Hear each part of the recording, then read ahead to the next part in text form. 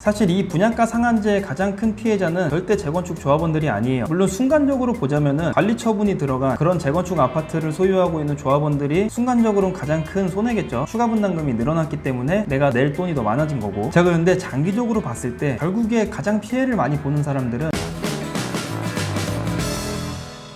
자, 반갑습니다. 정부가 분양가 상한제를 발표를 하고 그것에 대한 검색 순위가 계속 내려오질 않아요. 뉴스토픽 쪽에서. 그만큼 이제 많은 분들이 관심을 갖고 있다는 뜻인데, 이제 많은 사람들의 우려와는 달리 이제 보통 우려를 하는 게 공급량이 감소를 하고 이 감소됨으로 인해서 집값이 오를 거다 라고 하는 이런 우려와는 달리 공급량은 감소하지 않을 것이다. 30만 호가 이상 없이 수도권 쪽에 공급이 될 거다라고 얘기를 했어요. 그리고 이 30만 호는 아마도 3기 신도시를 얘기를 하는 것 같아요. 그러니까 재건축 쪽에서는 좀 줄지만 어쨌든 3기 신도시 쪽에서 느니까 전체적으로 봤을 때 공급량이 줄어들진 않는다, 뭐 이런 논리입니다. 그런데 여기서 서울의 수요가 너무 많아가지고 이 사람들을 조금 외부로 빼겠다 라고 하는 이 정부의 방향성 자체는 저는 틀리지 않다라고 봐요. 일단은 모든 인프라가 서울을 중심으로 발전을 하고 있는데 뭐 요거 자체도 서울에 자꾸 몰리니까 또 더 인프라가 발전을 하고 계속 뭐 선순환적인 거겠죠. 아무튼 서울의 인프라가 계속 몰리기 때문에 서울에 대한 수요가 계속 늘어나고 서울에 대한 수요가 계속 늘어나니까 서울의 아파트 값이 계속 올라가는 거죠. 그리고 이러한 싹을 끊기 위해서는 외부로 돌려주는 게 좋아요.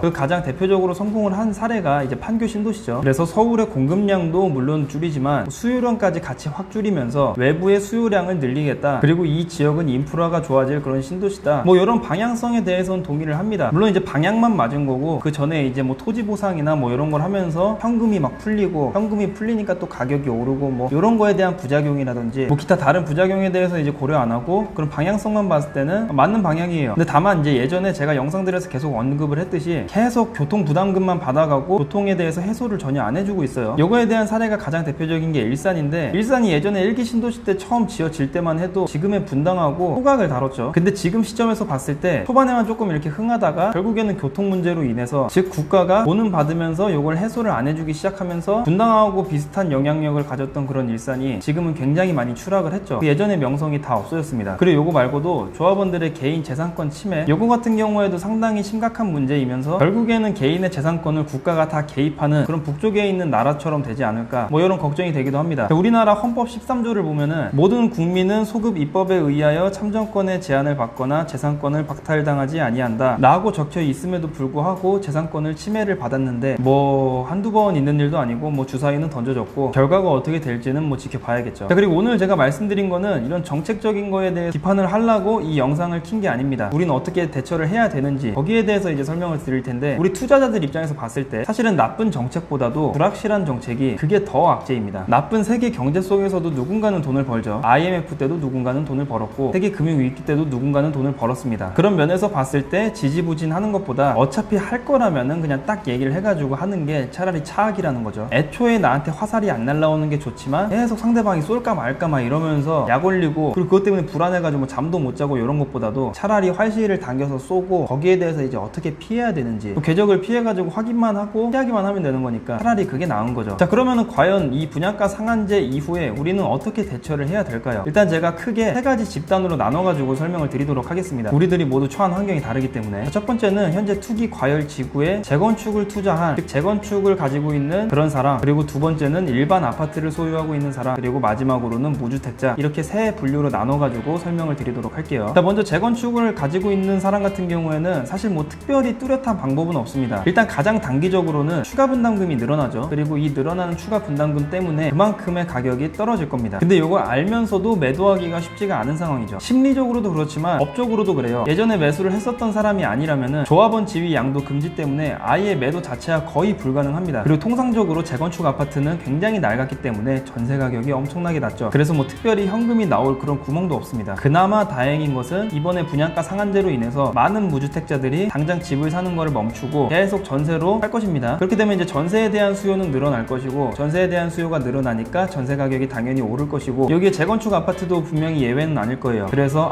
조금이라도 숨쉴 구멍은 있구나, 이렇게 보시면 되겠습니다. 자, 근데 만약에 위와 같은 사례의 경우에 뭐 방법이 없다고 그냥 손을 놓는 경우도 있지만 해당이 되시는 분들은 새로운 방법을 찾는 게 좋아요. 만약에 내가 매도가 가능하다라고 하면은 이 집을 매도를 하고 신축 아파트를 매수를 하거나, 그것보다 더 좋은 방법은 지금 이 아파트보다 조금 더 좋은 지역에 재건축 아파트를 새로 매수를 하는 거예요. 자, 근데 재건축 아파트가 내게 가격이 떨어지고 상대방이 가격 떨어지고 다 가격이 떨어지면은 내 걸 팔아가지고 여기 간다는 것 자체가 말이 안 되죠. 가령 내게 10억에서 8억으로 떨어지고 새로운 지역으로 갈 곳이 12억에서 10억으로 떨어졌으면은 똑같이 2억의 갭 때문에 못 들어가는 건 마찬가지입니다. 돈이 부족하니까요. 그런데도 불구하고 제가 재건축으로 들어가라고 말씀드린 이유는 전세 가격이 오르기 때문에 그 갭은 좁아지겠죠. 매매 가격이 떨어지고 전세 가격이 올라가면은 갭이 떨어지니까 이럴 때 이제 좋은 지역으로 갈 수 있는 기회다, 이렇게 말씀을 드리는 거예요. 아니면은 뭐 수익률은 조금 낮더라도 황금성이 좋은, 그래서 이 부동산 시장이 변화되면은 언제든지 갈아탈 수 있는 그런 수익형 부동산을 투자하시는 것도 괜찮은 방법입니다. 내 10억짜리 재건축 아파트가 8억이 되고 이게 이제 재건축이 되려면은 아무리 못해도 10년은 걸릴 텐데 이 동안의 가격이 뭐 회복을 할 수도 있지만, 그리고 회복을 한다라고 가정을 하고 가격이 좀 오른다라고 가정을 하더라도 1억이 오르더라도 10년 동안에 1년당 1000만 원이죠. 그럴 바에는 그냥 그 돈으로 수익형 부동산을 들어가서 10억이면 통상적으로 한 300에서 400 정도를 받습니다. 정말 못 받아도 한 250 정도는 받고요. 그렇게 해가지고 버는 게 훨씬 더 나은 거죠. 다만 이제 양도세하고 취득세를 잘 고려를 하셔가지고 들어가야 됩니다. 이 움직임으로 인한 비용이 있죠. 이 움직임으로 인한 비용이 내가 버는 금액보다 더 클 경우에는 당연히 그냥 가만히 있는 게 돈을 버는 거예요. 그러면서 그냥 아까 전에 제가 말씀드린 것처럼 1년에 한 1000만 원씩 오른다라는 생각으로 그냥 시간을 투자하시는 게 낫겠죠. 자, 그리고 그 다음에는 일반 아파트 소유자입니다. 투기 과열 지구에 신축 아파트를 가지고 있다. 뭐 가령 대포동에 레미안 블레스티지가 있죠. 뭐 이런 아파트를 가지고 있다라고 하면은 그냥 가만히 계시는 게 돈을 버는 거예요. 근데 이제 요것보다 더 베스트는 이제 신축은 가격이 오르고 있고 재건축 아파트들은 가격이 조금씩 떨어지고 있다. 즉 내 아파트는 가격이 오르고 있는데 나보다 더 좋은 지역의 재건축 아파트들이 가격이 떨어지고 있다. 이럴 경우에는 갈아탈 수 있는 기회죠. 더 낡은 아파트로 이동을 하지만 예전에는 이동조차 생각을 할 수 없었던 이 아파트가 이제는 이동이라도 할 수가 있게 된 거예요. 그래서 분위기 봐가지고 나보다 더 좋은 지역의 낡은 아파트로 갈아타는 것이 이득일 수가 있습니다. 자, 일단 이 분양가 상한제로 인해 가지고 뭐 이미 뭐 철거를 대기한다거나 뭐 이런 가령 뭐 둔촌 주공 아파트 같은 경우가 있는데, 이런 아파트들을 제외하고 그냥 지금 잘 살고 있고 관리 처분 안 들어간 아파트들은 전부 다 재건축이 올스톱이 될 거예요. 그렇다면 당연히 투기 과열지구의 신축 아파트들은 공급이 싹 멈출 것이고, 공급이 멈추기 때문에 가치는 상승을 할 겁니다. 그래서 제가 아까 전에 말씀드린 것처럼 더 좋은 지역의 낡은 아파트로 갈 수 있는 기회가 생기는 거죠. 그런데 만약에 똑같이 그냥 일반 아파트를 소유를 한다라고 하더라도 그냥 한 20-30년 된 그런 일반 아파트다. 즉 애매하게 조금 기간이 지나가지고 뭐 특별히 재건축 이슈도 없고 그렇다고 신축이 아니고 뭐 이런 아파트 같은 경우에는 조금 더 무리를 해가지고 신축으로 갈아타거나, 아니면 제가 아까 전에 앞서 말씀드린 것처럼 무리를 해가지고라도 떨어지고 있는 그런 좋은 지역의 재건축 아파트로 들어가는 게 맞아요. 그리고 제가 이렇게 계속 말씀드리는 이 재건축 아파트로 갈아탈 때는 재건축 초과이익 환수제라는 게 있죠. 이거를 고려를 해가지고 내가 얼마만큼의 이득을 얻을지 꼭 계산을 하고선 들어가셔야 됩니다. 자, 이 애매한 아파트에서 재건축 아파트로 굳이 갈아탄다, 굳이 가격이 떨어지고 있는 아파트로 갈아탄다, 왜 이걸 제가 이렇게 말씀을 드리냐. 자, 지금도 경기가 별로 안 좋지만 경기가 더 안 좋아진다라고 하면은 정부가 가장 경기를 살릴 수 있는 수단 중에서 쉬운 게, 제가 지난번에 말씀드렸죠, 부동산 경기라고. 부동산 경기를 활성화를 시키는 것이 이 경기를 부양시키기에 굉장히 좋습니다. 굉장히 편한 방법이기도 하고요. 이 부동산 경기를 살리려면은 건설 경기를 살려야 돼요. 그리고 이 건설 경기를 살리려면은 건설사들한테 돈이 되는 일을 맡겨야 됩니다. 그리고 이런 것들은 당연히 재건축 아파트들이겠죠. 아니면은 공공택지의 아파트를 공급을 한다던가. 근데 지금 부동산 경기 안 좋고 전체적으로 가격이 떨어지고 있는데 공급량이 엄청나게 많은 그런 공공택지에 들어가는 사람보다는 이 재건축 아파트, 즉 좋은 지역에 들어가는 그런 아파트를 분양을 받을 수 있는 확률이 높기 때문에 많은 건설사들이 이쪽 재건축 아파트에 탐을 낼 거고 정부는 요거를 풀어줄 겁니다. 그렇게 되면 지금 현재 한 20년에서 30년 된 아파트랑 지금 재건축 얘기를 하고 있는 그런 아파트랑 연한이 비슷해져요. 그러니까 연한이 비슷해지는 게 아니라 둘 다 이제 재건축을 곧 하는 그런 아파트가 된 거죠. 그러면은 순간적으로 공급량이 몰립니다. 공급량이 몰리게 되면은 더 좋은 지역의 아파트는 이걸 버틸 수가 있는데, 상대적으로 안 좋은 지역 같은 경우에는 이 공급량을 꽤나 버티기가 힘든 거죠. 그리고 버티기가 힘들다라는 얘기는 일반 분양이 잘 안 될 거라는 얘기고, 일반 분양이 잘 안 될 거라는 얘기는 분양가를 낮춰야 된다라는 거고, 분양가를 낮춘다라는 거는 내가 낼 추가 분담금이 높아진다는 뜻이죠. 그렇기 때문에 어차피 이 정도 연한이 되는 아파트들은 결국에는 그냥 지금부터 재건축 아파트라고 계산을 하고 더 좋은 지역의 재건축 아파트로 그냥 아예 들어가는 게 낫다, 이렇게 말씀을 드리는 겁니다. 지금 내 아파트는 안 떨어져 라고 해서 좋아할 게 아니라는 거죠. 그런데 제가 계속 강조를 하는데, 투자를 할 때는 어쨌든 더 좋은 지역으로 가야 돼요. 즉 입지를 먼저 봐가지고 나보다 더 좋은 곳일 경우에 내가 접근을 해야 되는 겁니다. 그리고 이렇게 더 좋은 지역으로 들어갈 수 있는 기회는 그렇게 많지가 않기 때문에 이럴 때 약간 무리를 하시는 것도 괜찮다고 말씀을 드리는 거예요. 자, 그 다음 마지막은 무주택자입니다. 자, 무주택자분들 중에서 기간이 좀 긴 분들, 그러니까 가점이 조금 높으신 분들은 축복이에요. 가장 수혜를 받는 그런 층이죠. 자, 만약에 점수가 높다 그러면은 진짜 무리를 해서라도 무조건 강남으로 들어가야 돼요. 근데 뭐 그렇다고 해가지고 내가 당장 중도금도 못 낼 정도로, 즉 내 재산이 지금 탈탈 털어가지고 해도 1억밖에 안 되는데 아무리 아껴 쓰고 뭐하고 해도 돈 나올 구멍이 없어가지고 더 이상 강남 아파트에 뭐 중도금도 못 낸다 이럴 정도를 제외하고는 웬만하면 무리를 해서라도 강남 쪽으로 들어가야 됩니다. 강남에 들어갈 수 있는 어떻게 보면 마지막 기회예요. 자, 그리고 만약에 점수가 조금 애매하다, 뭐 가령 뭐 40점 정도가 좀 있겠죠. 40점 정도인 분들, 좀 점수가 조금 애매한 이분들 같은 경우에는 입지가 조금만 괜찮으면은 그냥 무조건 다 넣으세요. 어차피 진짜 좋은 지역 같은 경우에는 가점이 높은 사람들이 차지할 확률이 높고 그 다음번에 있는 차선책을 택한다는 뜻이죠. 뭐 당연히 좋은 지역도 넣긴 넣지만 최고의 자리만 넣는 게 아니라 차선책까지 이제 넣으라 이 얘기입니다. 그리고 어느 곳에 당첨이 되더라도 맞냐 정냐의 차이일 뿐이지 무조건 돈을 벌기 때문에 괜히 최고의 자리만 본다고 이 기간들을 다 놓치게 되면은 이 좋은 기회를 다 그냥 날려먹는 거죠. 그런데 만약에 청약 통장이 없거나 아니면 가점이 엄청나게 낮은 분들, 뭐 10점대 뭐 이런 분들 있죠. 이런 무주택자분들 같은 경우에는 그냥 요 청약을 기다리시는 것보다도 빨리 매수를 하시는 게 좋을 것 같아요. 물론 신혼부부는 예외입니다. 자, 여기서 제가 이제 말씀드리고 싶은 게 뭐냐면은 제가 여태까지 계속 이 분양가 상한제를 반대했었던 이유입니다. 사실 이 분양가 상한제의 가장 큰 피해자는 절대 재건축 조합원들이 아니에요. 제가 계속 지금 재건축 아파트들이 가격이 떨어진다고 말씀드렸죠. 그리고 가격이 떨어지니까 요거를 사라 이렇게가 핵심인데, 근데 실질적으로 피해자는 이 사람들이 아니에요. 물론 순간적으로 보자면은 관리 처분이 들어간 그런 재건축 아파트를 소유하고 있는 조합원들이 순간적으로는 가장 큰 손해겠죠. 추가 분담금이 늘어났기 때문에 내가 낼 돈이 더 많아진 거고, 그리고 그것보다는 조금 더 긴 단기적으로 봤을 때 그때 이제 손해를 보는 사람들은 이 기간이 늘어나가지고 이 재건축을 못하게 될 그런 아파트들의 소유자들입니다. 자, 그런데 장기적으로 봤을 때 결국에 가장 피해를 많이 보는 사람들은 무주택자예요. 그리고 제가 말씀드렸다시피 무주택자 중에서 가점이 높은 사람들은 이게 축복이지만 더 많은 절대 다수를 차지하고 있는 가점이 낮은 일반 무주택자들, 이 사람들이 정말 큰 최대 피해자입니다. 자, 공급량이 줄었습니다. 더 이상 분양가 상한제 때문에 재건축 아파트들이 재건축을 안 한다고 해요. 수익이 상당히 낮기 때문에. 그래서 재건축을 안 하니까 당연히 공급량은 줄어들 것이고 집값은 오를 겁니다. 그리고 가점이 높은 사람들은 전부 다 이번 기회에 집을 매수하는 것이 아니라 전부 다 청약으로 돌아가겠죠. 심지어 가점이 애매하거나 낮은 사람들까지도 전부 다 전세로 돌아갈 겁니다. 전세로 돌아가면은 당연히 전세 가격은 높아질 거고, 요거는 정부도 예측을 했는지 전월세 상한제를 고려를 하고 있다라고 하죠. 그만큼 전세가 가격이 오를 것이고, 전세 가격이 오르게 되면은 이 매매하고 갭이 줄어들기 때문에 갭 투자가 가능하고, 갭 투자가 가능하면은 다주택자들이 늘어나죠. 그리고 다주택자가 늘어났다, 즉 이 갭이 이렇게 좁아진 상태를 이용을 한다. 그럼 점점 이 갭이 벌어져가지고 더 이상 매력이 없을 때까지 갭이 늘어날 겁니다. 전세는 그대로 있고 매매만 늘어나는 상태인 거죠. 재건축 조합원들 같은 경우에는 이 올라간 전세 때문에 손실을 회복을 할 수가 있어요. 그리고 멀리 봤을 때 집값이 결국에는 오르기 때문에 결국에는 손실을 회복을 하는 거예요. 그런데 무주택자는 더 이상 기회가 아예 박탈을 당한 거죠. 2017년도 16년도만 해도 10억이었던 그런 강남의 아파트가 지금은 전부 다 20억이 넘었어요. 불과 2, 3년 만에. 그런데 무주택자이신 분들 중에서 월급이 이렇게 2배로 오른 사람은 없죠. 이렇게 단기간 동안에. 점점 더 방법이 없다는 뜻입니다. 그래서 이분들은 설령 가격이 뭐 떨어지는 뭐 그런 지점이 있고 뭐 올라가는 지점이 있고 어쨌든 간에 전체적으로는 우상향을 하기 때문에 당장 내가 순간적으로 한 2년 정도는 손해를 본다라고 할지언정 그냥 가급적 빨리 집을 사는 게 사실은 유리합니다. 그렇지 않으면은 이제 뭐 투잡, 쓰리잡, 포잡까지 뛰어도 방법이 없어요. 시간이 갈수록 심해지니까 이 가점이 낮으신 무주택자분들은 꼭 유념하시기 바랍니다. 자, 뭐 당연한 얘기긴 하지만 지금 무주택자를 제외하고는 전부 다 아파트를 소유를 하고 계시겠죠. 근데 제가 앞서서 설명을 드리긴 했는데 뭐 지방에서 서울로 올라온다거나 아니면 서울 안에서도 더 좋은 지역으로 온다거나 이런 경우를 제외하고는 저는 개인적으로 집을 자주 샀다 팔았다 이렇게 하는 거를 추천드리지 않아요. 뭐 세금적인 부분도 있고 여러 가지를 놓고 봤을 때 결국 그 지역에서 그 지역으로 옮기는 거는 거기서 거기입니다. 일반 아파트를 가지고 계신 분들, 분명히 더 좋은 지역으로 가겠다라는 목적을 가지신 분들만 참고를 하셔가지고 투자하심이 현명하실 것으로 보입니다. 자, 오늘의 내용이 도움이 되셨다면 구독과 좋아요 그리고 알람 설정을 꼭 눌러주세요.